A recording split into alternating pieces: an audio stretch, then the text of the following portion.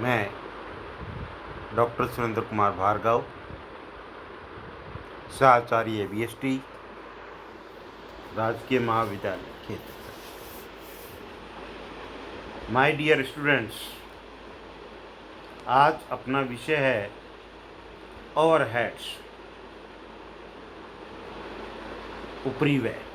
इसको हम indirect cost भी कहते हैं। इससे पहले अपन एलिमेंट ऑफ कॉस्ट का ही एक जो चल रहा है उसका ही पार्ट है। उसमें अपन ने जाना था कि एलिमेंट ऑफ कॉस्ट में को अपने 3 भागों में डिवाइड कर रखा है। ऊपर देखो आप, material cost, labour cost, expenses, तीनों को फिर डिवाइड कर दिया अपन ने। Direct material, indirect material, direct labour, indirect labour, direct expenses, indirect expenses. अब बात आती है चूँकि इनडायरेक्ट कॉस्ट की या ओवरहेड्स की, तो इनडायरेक्ट को लिया जाता है indirect material, indirect labour, indirect expenses, तीनों को जोड़ें तो उसे हम कहते हैं ओवरहेड्स और इनडायरेक्ट कॉस्ट।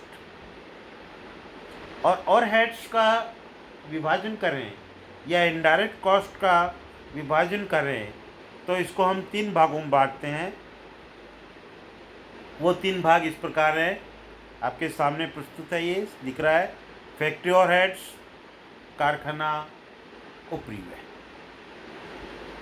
एडमिनिस्ट्रेटिव ओवरहेड्स, प्रशासनिक ऊपरी व्यय। और तीसरा है सेलिंग एंड डिस्ट्रीब्यूशन ओवरहेड्स।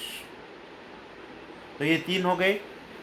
अब इन तीनों को हम विस्तृत रूप से जानेंगे। पहला है इसमें आपका फैक्ट्री ओवरहेड्स, दूसरा एडमिनिस्ट्रेटिव, तीसरा सेलिंग। तो पहला अपन लेते हैं फैक्ट्री इनडायरेक्ट एक्सपेंसेस, कारखाना अप्रत्यक्ष खर्चे। तो कारखाना अप्रत्यक्ष खर्चों को अपन लेते हैं पहले। फैक्ट्री इनडायरेक्ट एक्सपेंसेस और फैक्ट्री ओवरहेड्स वस्तु के निर्माण में प्रत्यक्ष सामग्री, प्रत्यक्ष श्रम व अन्य प्रत्यक्ष खर्चों के अतिरिक्त बहुत से अन्य अप्रत्यक्ष खर्चे भी कारखाने में होते हैं। यह अप्रत्यक्ष खर्चे, कारखाना अप्रत्यक्ष खर्चे, फैक्ट्री इनडायरेक्ट एक्सपेंसेस और फैक्ट्री ओवरहेड्स के नाम से जाने जाते हैं। इनके अन्य नाम भी प्रचलित है, वो इस प्रकार है: works indirect expenses, works overhead, manufacturing expenses, production overhead, factory cost, works on cost. तो कारखाना ऊपरी व्यय में जो है खर्च होने वाली है अप्रत्यक्ष सामग्री की लागत, अप्रत्यक्ष मजदूरी, अन्य अप्रत्यक्ष खर्चे शामिल किए जाते हैं। तो कारखाना ऊपरी व्यय में जो खर्चे शामिल किए जाते हैं उसके उदाहरण मैं आपको बता दूं, वो ये है: expenses of purchasing department, store keeping expenses, cost of consumable stores,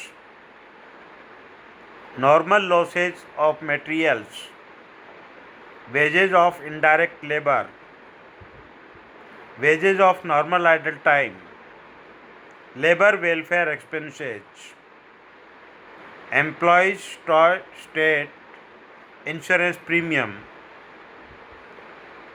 salaries of foreman, salaries of works manager, fee of technical director, rent, repairs, insurance and depreciation of factory, lighting of factory building, repairs, insurance of plant and machine, power used for machine। अगला खर्चा है printing, stationery and telephone expenses of factory, drawing office expenses, drawing office salaries, haulage, depreciation on factory plant and machinery. कारखाने में जो खर्चे किए जाते हैं उनको इसमें शामिल किया जाता है। दूसरा आप देख रहे हो प्रशासनिक अप्रत्यक्ष खर्चे, एडमिनिस्ट्रेटिव इनडायरेक्ट एक्सपेंसेस। इसमें अपन चर्चा करेंगे। कारखाने में होने वाले अप्रत्यक्ष खर्चों के अतिरिक्त बहुत से अप्रत्यक्ष खर्चे ऐसे होते हैं जो व्यवसाय के सामान्य प्रशासन पर किए जाते हैं। इन्हें प्रशासनिक उपरिव्यय या एडमिनिस्ट्रेटिव कॉस्ट भी कहते हैं। कार्यालय से संबंधित समस्त अप्रत्यक्ष खर्च प्रशासनिक उपरिव्यय होते हैं। प्रशासन लागत में नीति निर्धारण संबंधी लागत सम्मिलित होती है, लेकिन इसमें वह लागत सम्मिलित नहीं होती जिसका संबंध उत्पादन, बिक्री, वितरण, अनुसंधान अथवा विकास कार्यों से है। इसके प्रचलित नाम जो है वो इस प्रकार है: office overhead expenses, office indirect expenses, office on cost, administrative on cost. इसके अंतर्गत जो खर्चे होंगे शामिल, उनके कुछ उदाहरण इस प्रकार है: directors fees, salary to general manager, salary to secretary and his staff, salary to person working in administrative office, printing, postage, stationery, telephone etc,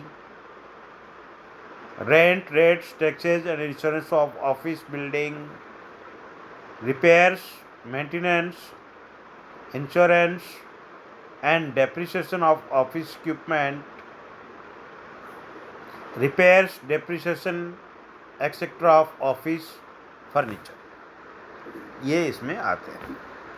फिर अपना नेक्स्ट थर्ड है विक्रय वितरण उपरिव्यय खर्चे, selling and distribution expenses, selling and distribution indirect expense. व्यवसाय में जिन वस्तुओं का निर्माण किया जाता है उनकी बिक्री के लिए एक पृथक विभाग होता है जिसे बिक्री विभाग, सेल्स डिपार्टमेंट कहते हैं। इस विभाग में होने वाले समस्त खर्चों को हम दो भागों में बांट सकते हैं। एक तो